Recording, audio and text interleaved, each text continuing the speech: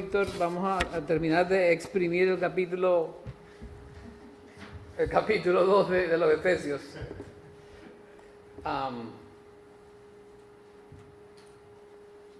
Y bueno, estamos en la serie en Él. Y esa expresión en Él, yo les he dicho que aparece como 65 veces en todo el libro. Así en Él o de una manera implicada.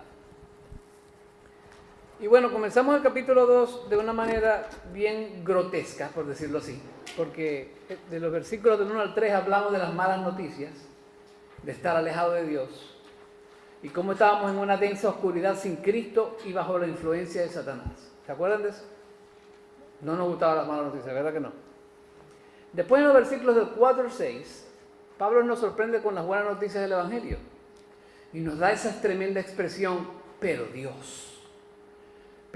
Y Pablo nos explica cómo Cristo nos dio una vida diferente con su sobreabundante gracia. ¿Se acuerdan de eso? Luego en el versículo 7 venimos y profundizamos y agarramos esa gracia, esa sobreabundante gracia y hablamos de lo maravillosa que esa gracia es. En el versículo 7 del capítulo 2. En los versículos del 8 al 10, entonces Pablo nos explica cómo la salvación es por gracia, a través de la fe y no por obras. Pablo nos da esa tremenda bomba allí en el capítulo 2, en los versículos del 8 al 10. En los versículos 11 y 12, Pablo nos recuerda nuevamente de esa oscuridad y nos dice que nosotros estábamos en una oscuridad tan densa que definitivamente estábamos lejos de su presencia. Y en ese entonces hablamos de varias cosas que nosotros los gentiles no gozábamos como los israelitas. Luego en los versículos del 13 al 18 nos recuerda que hemos sido acercados a Cristo y que Él mismo es esa paz y que por esa paz hemos sido hechos un solo pueblo. En los gentiles, nosotros y los judíos ahora somos un solo pueblo. ¿En dónde? En su iglesia. Y ahora, en los versículos del 19 al 22, Él nos quiere mostrar que debido a esa unidad, Él ha creado un hombre nuevo. Esa unidad que Él formó entre gentiles y judíos, ¿cómo se llama esa unidad? La iglesia de Jesucristo. Yo les quiero hablar de los beneficios de pertenecer a la iglesia de Cristo. Los beneficios de pertenecer a la iglesia de Cristo. Empezamos en el versículo 19 del capítulo 2. Dice la palabra: así pues, ya no sois extraños ni extranjeros, sino que hoy sois conciudadanos de los santos y sois de la familia de Dios. Lo vuelvo a leer.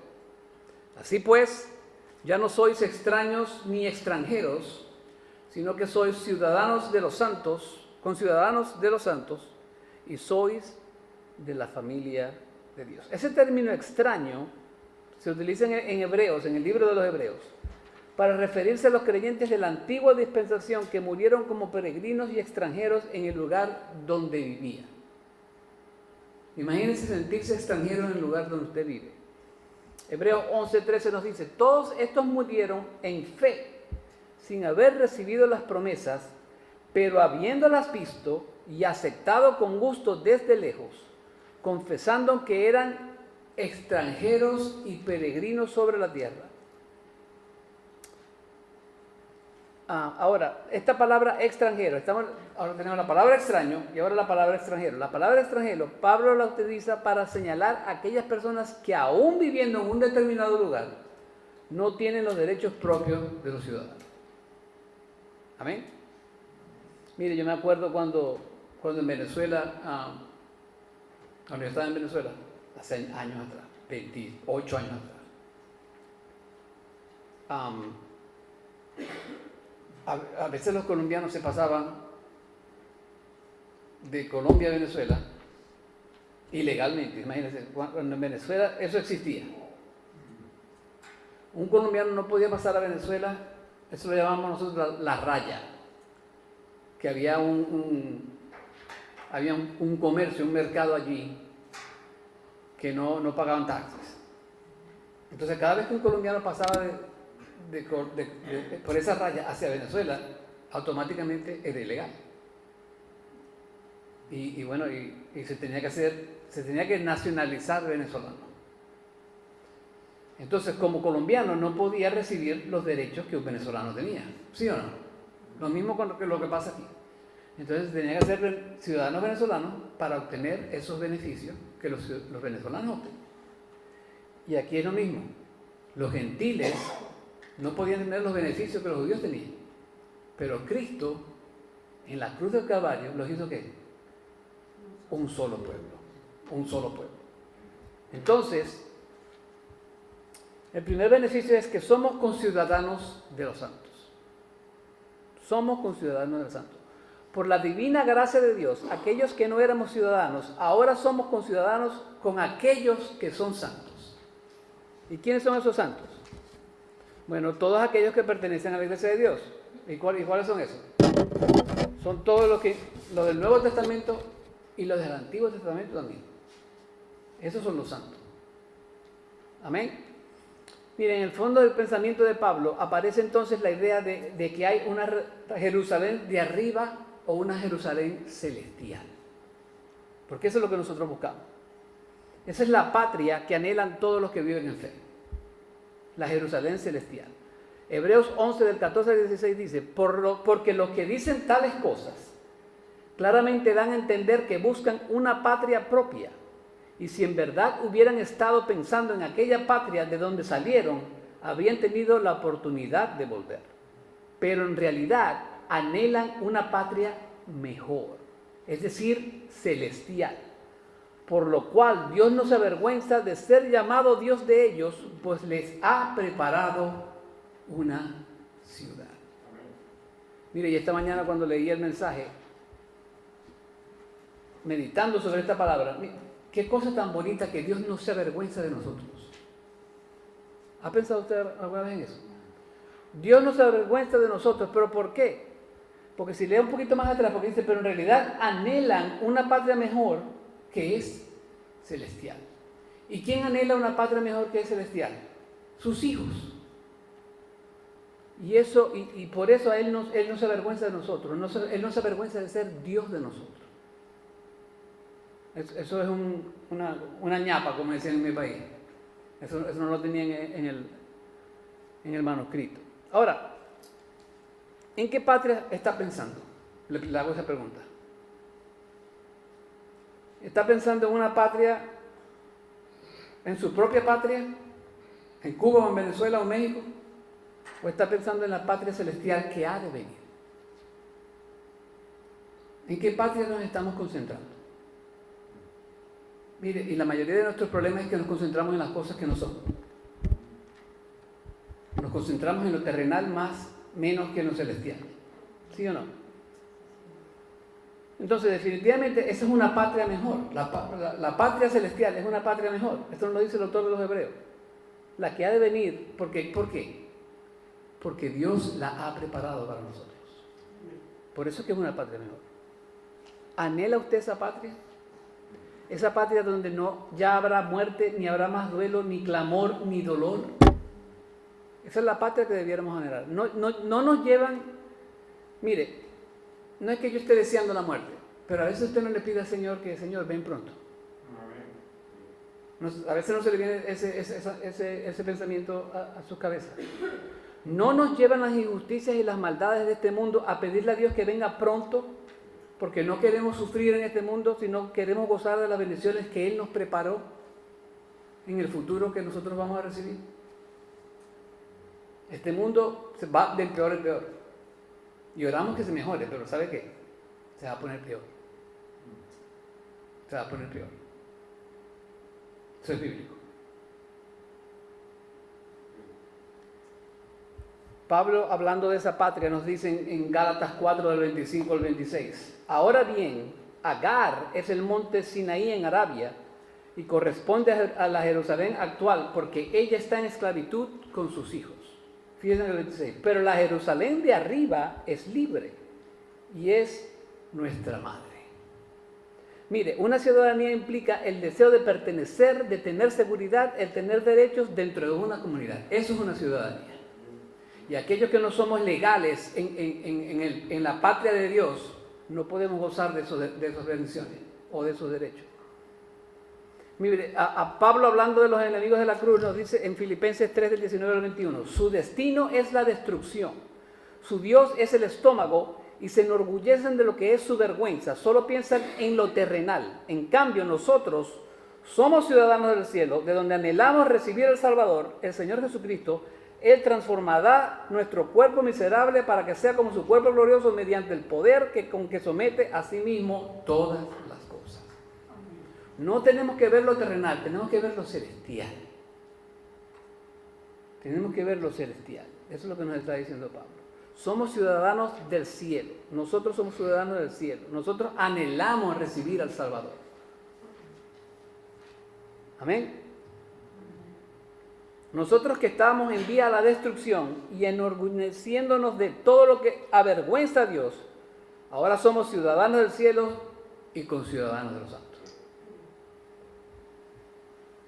Íbamos directico a la destrucción. Si no hubiera sido por Cristo, no hubiéramos sido ciudadanos o conciudadanos de nadie. ¿Y cómo llegamos aquí, hermano? Llegamos aquí por la multiforme, multicolor y misericordiosa gracia de Dios.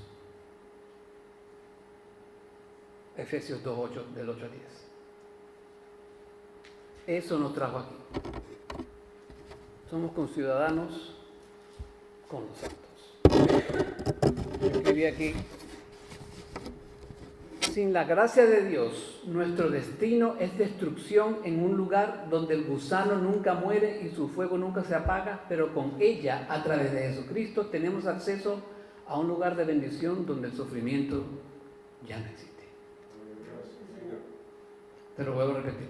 Sin la gracia de Dios, nuestro destino es destrucción en un lugar donde el gusano nunca muere y su fuego nunca se apaga, pero con la gracia de Dios, a través de Jesucristo, tenemos acceso a un lugar de bendición donde el sufrimiento ya no existe. Amén. Entonces somos conciudadanos de los santos. Repito. Aleluya. Lo segundo, somos miembros de la familia de Dios. Somos miembros de la familia de Dios. Ahí no lo dice Pablo en el 19. Así pues, ya no soy extraño ni extranjero, sino que soy conciudadano de los santos y sois de la familia de Dios. Algunas traducciones dicen somos miembros de la familia de Dios. Literalmente significa ser miembro de una casa.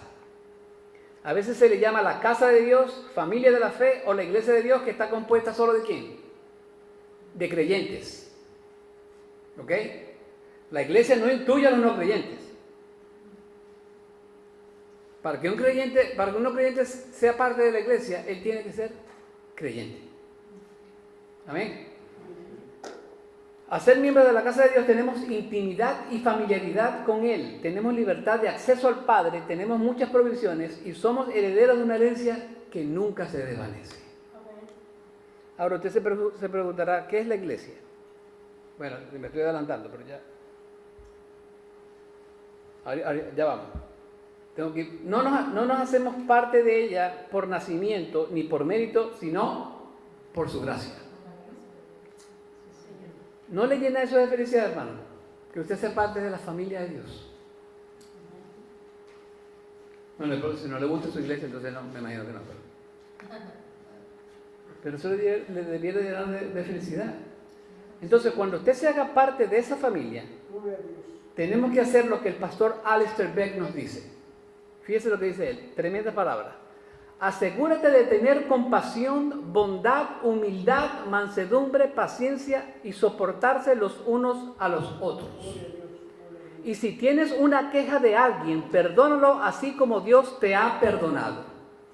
Entonces, la comunidad de fe tiene que ser una comunidad por la gracia de Dios marcada por estos elementos. Compasión en vez de insensibilidad, humildad en vez de orgullo, mansedumbre en vez de agresión y perdón en vez de guardar rencor. Esa es la iglesia de Jesucristo. Esa es la iglesia de Jesucristo. Y me gustan estas palabras. Cuando dice el pastor, compasión en vez de insensibilidad. ¿Cuántas veces hemos sido insensibles con nuestros hermanos en Cristo? Yo lo he sido. Después dice, humildad en vez de orgullo. ¿Cuántas veces yo me he comportado orgullosamente con mis hermanos? Después, mansedumbre en vez de agresión. Bueno, yo nunca he sido agresivo, pero bueno, algunos lo han sido. Y perdón en vez de guardar rencor. ¿Cuántas veces nosotros nos guardamos el rencor aquí en el corazón y decimos, sí, yo lo perdoné, pero aquí en el corazón no ha hecho ningún cambio? Como dicen por ahí, yo perdono pero no olvido. ¿Sabe que le tengo una mala noticia? Se tiene que perdonar, se tiene que olvidar también. Porque si no, no va a haber perdón verdadero. Mire, hermano, a veces traemos a la familia de Dios los malos hábitos que hemos aprendido con la familia de sangre.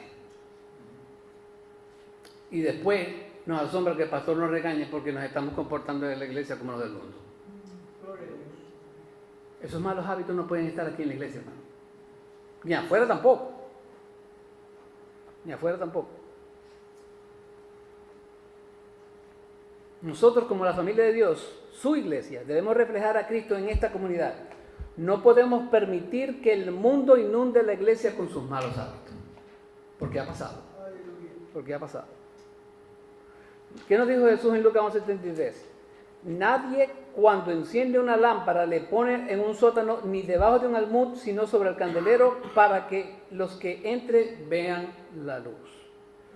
Nosotros como cristianos debemos y tenemos que aplicar las verdades de la palabra de Dios para afectar al mundo de una manera positiva y no dejar que el mundo nos afecte a nosotros de una manera negativa. La cosa es al revés. Nosotros los afectamos a él, al mundo positivamente y no el mundo a nosotros negativamente. Porque si no, la cosa está al revés. Lo estamos haciendo al diseño del diablo y no de Dios. Debemos dejar que la gente vea esa luz de la iglesia. Debemos dejar que la gente vea la luz del evangelio.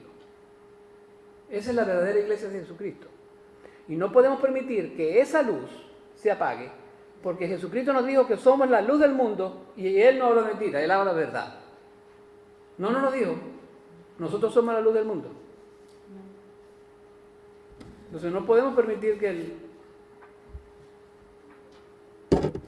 mundo afecte a la iglesia. La iglesia debe afectar al mundo de una manera positiva. Entonces somos conciudadanos de los santos. Somos miembros de la familia de Dios. ¿Qué les parecen esos dos ¿cómo los llamo? Beneficios. Y el tercero es que somos edificados en Cristo. Somos edificados en Cristo. Fíjense la palabra allí del 20 al 22.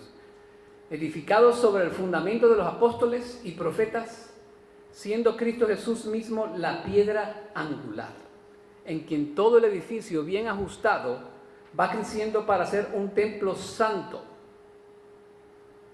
en el Señor, en quien también vosotros sois juntamente edificados para morada de Dios en el Espíritu. El otro beneficio es que somos edificados en Cristo. Miren, hermano, usted no se convierte en un cristiano maduro de la noche a la mañana. ¿Sí o no? No puede ser. Tenemos que pasar por un proceso de edificación que involucra la unidad de la iglesia. Porque una iglesia que no está unida no va a edificar a nadie. Tiene que estar unida. Fíjense en el versículo 21, que dice la palabra, en quien todo el edificio bien ajustado va creciendo para ser un templo santo en el Señor. En quien todo el edificio bien ajustado. Bien ajustado. ¿Usted cree que el ajuste es fácil? ¿Usted no cree que cuando el Señor nos junta no va a haber un choque entre nosotros? Por supuesto que sí. Por supuesto que sí. Imagínense un río y la corriente y las rocas en el fondo del río se están moviendo. ¿Usted cree que las rocas van separadas? ¿No? Se van pegando. Se van pegando. Se van afilando cada una de ellas. Porque están siendo edificadas. Así es la iglesia de Jesucristo. Tienen que ser edificadas los unos con los otros a pesar de nuestras diferencias. Amén. Mire, y todos no somos iguales. Todos no nos gustan las mismas cosas. Por eso que va a haber roce. Pero el Señor nos dice ahí, el Señor nos promete allí que nos vamos a ajustar. Un edificio bien ajustado. Pero va a haber roce. Porque el roce va a permitir que crezcamos. El roce va a permitir que crezcamos. Mire, Eclesiastés 4, de 9 al 12 dice: más valen dos que uno solo, pues tienen mejor pago por su trabajo, porque si uno de ellos cae, el otro levantará a su compañero. Pero ay del que cae cuando no hay otro que lo levante. Además, si dos se acuestan juntos, se mantienen calientes, pero uno solo, ¿cómo se calentarán? Y si alguien puede prevalecer contra el que está solo, dos lo resistirán. Y fíjense aquí lo que dice, aquí Salomón la sacó del parque. Dice Salomón: un cordel de 3 hilos, no se rompe fácilmente. Un cordel de 3 hilos no se rompe fácilmente. ¿Quién es el cordel? Usted, Dios y yo. Unidad. Y dice ahí Salomón que eso no se rompe fácilmente. La iglesia tiene que estar unida, hermano. Si Jesús la unió, nadie tiene derecho de separarla. Nadie tiene derecho de separarla. En otras palabras, el trabajo del ministerio, usted no lo hace solo. Es imposible. Si usted trata de hacer el ministerio solo, va a parar en un manicomio. Va a parar en un manicomio. Fíjense en la ilustración de Pablo. Primero nos llama un edificio. Después, cuando crecemos un poquito, nos llama un templo. Y después, finalmente nos llama que somos la morada del Espíritu Santo. Ahora, el edificio se refiere a la estructura física. ¿Ok? El templo se refiere al lugar donde reside Dios según el Antiguo Testamento, ¿sí o no? Era una simbología, pero... Y después la morada del Espíritu Santo es lo último. Entonces es como un proceso. Vamos creciendo poco a poco. Pero Pablo se está refiriendo a la iglesia, al edificio. No, se está diciendo a la iglesia universal espiritual. Porque este edificio, sin nosotros, no es iglesia. La iglesia la hace usted y yo. Con Dios, por supuesto. Ahora, ¿qué es la iglesia? ¿Cuál es la definición de iglesia? Bueno, el apóstol Pedro nos la da perfectamente en 1 de Pedro 2 del 9 al 10. Dice: pero ustedes son linaje escogido, real sacerdocio, nación santa, pueblo adquirido por Dios a fin de que anuncien las virtudes de aquel que los llamó de las tinieblas a su luz admirable. Ustedes en otro tiempo no eran pueblo, pero ahora son el pueblo de Dios. ¿Escucharon eso? Ustedes en otro tiempo no eran pueblo, pero ahora son el pueblo de Dios porque Cristo los unió. No habían recibido misericordia, pero ahora han recibido misericordia. Porque Dios les dio esa salvación. Un pueblo que no era pueblo, ahora es pueblo. Somos una asamblea apartados del pecado para anunciar el mensaje de Él. Eso es la iglesia. Somos una asamblea apartados del pecado para anunciar el mensaje de Él. Mire, Dios nos libre de que nosotros convirtamos la iglesia en un club social. Dios nos libre de que convirtamos a la iglesia en solo ayudar a la gente. Dios nos libre de hacer un montón de cosas solamente para la comunidad. Porque tenemos que hacer todo ¿para qué? Para anunciar las virtudes de aquel. Esa es el verdadera meta de la iglesia. Mire, si usted le está dando comida a la gente, Si usted está dando consejos a la gente y no le da el evangelio, usted no es iglesia nada. Usted es una para-church. ¿Está de acuerdo conmigo, sí o no? Una iglesia sin que el evangelio no es iglesia. Sí, debemos ayudar a la gente. Sí, le debemos dar comida. Sí, le debemos dar alojo.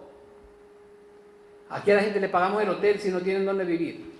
Pero si no le predicamos el evangelio, estamos fallando. Ya deje de ser iglesia y sea una organización como Western Avenue, como hay muchas aquí en Nueva York. Amén. Ahora, ¿cómo logramos esto? El Señor tiene que ser nuestra piedra angular. Fíjese lo que dice aquí Pablo. Edificado sobre el fundamento de los apóstoles y profetas, siendo Cristo Jesús mismo la piedra angular. Y yo me puse a investigar sobre qué es esta piedra angular. Y conseguí lo siguiente. En la construcción de edificios antiguos, la piedra angular era la primera piedra colocada en la esquina de una edificación. Servía como el punto de referencia para alinear, guiar la construcción y el resto del edificio. O sea, lo principal. Era la piedra más importante porque de ella dependía la estabilidad y la orientación de toda la estructura. Sin Cristo no tenemos alineación, no tenemos estabilidad y no tenemos orientación. ¿Te entiendes eso? Sin Cristo no tenemos orientación, no tenemos alineación y no tenemos nada. Porque Él es la piedra angular. Él es lo principal. ¿Ustedes se acuerdan de ese... era un programa de televisión que se llamaba Perdidos en el Espacio? Sin Cristo estamos perdidos en el espacio. Después de Cristo, ¿cuál es el fundamento? Que Cristo es el principal. Bueno, ahí nos dice los apóstoles y los profetas. Los apóstoles y los profetas. En otras palabras, el mensaje que fue predicado por ellos a través de ¿quién? Del Espíritu Santo. En aquel entonces yo no tenía la Biblia, tenía el Antiguo Testamento. Y aquí hay un poquito, los teólogos se pelean un poquito porque dicen que se refiere a profetas del Nuevo Testamento y no necesariamente a los del Antiguo Testamento. Y yo digo, bueno, pero cuando Pablo predicó ya el Antiguo Testamento ya estaba escrito. Entonces yo creo que tiene que ver con profetas del Nuevo y del Antiguo Testamento. Porque ellos predicaban sobre la palabra del Antiguo Testamento. Entonces es la base principal, ¿quién es? Cristo. Y después la enseñanza que tuvimos por los apóstoles y por los profetas. Y ahora tenemos el Nuevo Testamento. Ahora la palabra está completa, tenemos los 66 libros. Ese es el fundamento que está basado sobre la piedra angular que es Cristo. Amén. Aleluya. Para terminar, en el libro Ámense los unos a los otros, 2 puntos, convirtiéndose en la iglesia que Jesús desea. Escuche esto. Gerald Sitzer cuenta la historia de su hija Catherine visitando a Quito, Ecuador, en un viaje misionero. Quito, Ecuador, me acordé de mi mejor amigo en Chicago, que es ecuatoriano. En uno de los fines de semana, un grupo de estudiantes y unos miembros del staff rentaron un autobús y viajaron a la costa para pasar un par de días relajándose en la playa. ¿Okay? La playa estaba llena de gente, por lo tanto Catherine decidió ir a nadar para escapar las multitudes. Muchas veces hacemos eso. Y estaba nadando en aguas profundas, lejos de la orilla. De pronto, notó un bote que se acercaba rápidamente. Ella gritó e hizo señal lo mejor que ella podía, pero sin ninguna suerte.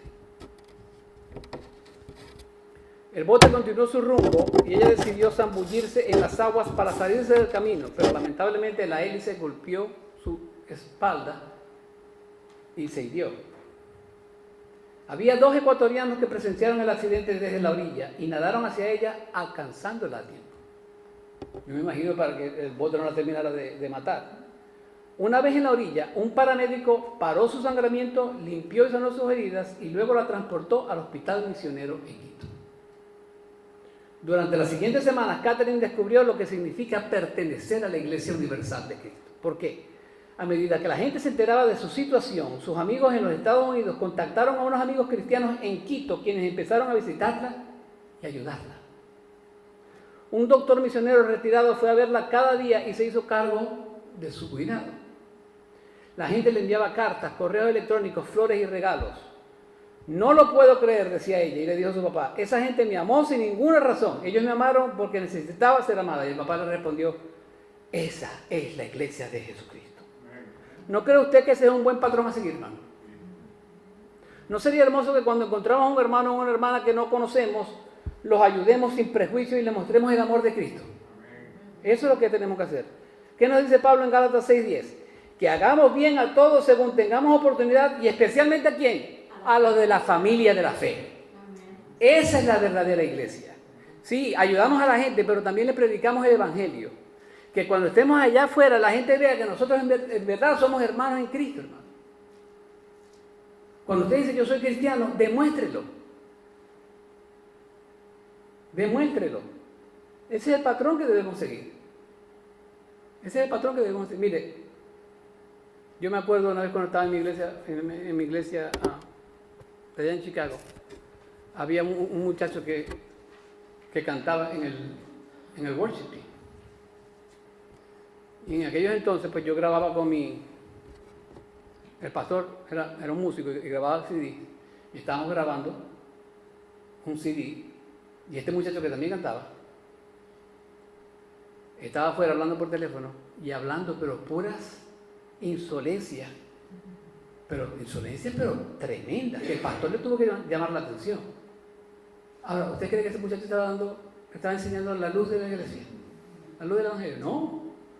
Eso es lo que nosotros no tenemos que hacer. Esa es la iglesia que nosotros debemos hacer. Y esos son los beneficios que nosotros tenemos de la iglesia. Cuando nos venimos a Cristo y dejamos que Él nos salve. Somos conciudadanos. Somos miembros de la iglesia. ¿Y cuál es la última? Edificados. Y somos edificados por Cristo. Esos son los beneficios que usted tiene de la iglesia. Si usted quiere tener esos beneficios, usted tiene que venir a Cristo. No hay otra. Si usted no cree en Cristo, esos beneficios no le aplican a usted. Vamos a orar. Padre Celestial, en el nombre de Jesús, gracias, Señor, por esta palabra. Gracias por habernos traído al final del capítulo 2 de Efesios. La semana que viene hablamos un poco más de esa unidad, Señor. Y gracias, Señor, por tu palabra perfecta. Por tu palabra que nunca se equivoca. Por tu palabra que no tiene errores. Ayúdanos en esta semana, ayúdanos a seguir caminando contigo, Señor, aunque a veces es un poco difícil. Bendice a mis hermanos aquí presentes y dales un buen día y una buena semana, Señor. Llévalos con tu plan, con tu guía, con tu mano y permite, Señor, que sean bendecidos por ti. Gracias, Padre Santo, en el nombre de Jesús. Amén. Amén.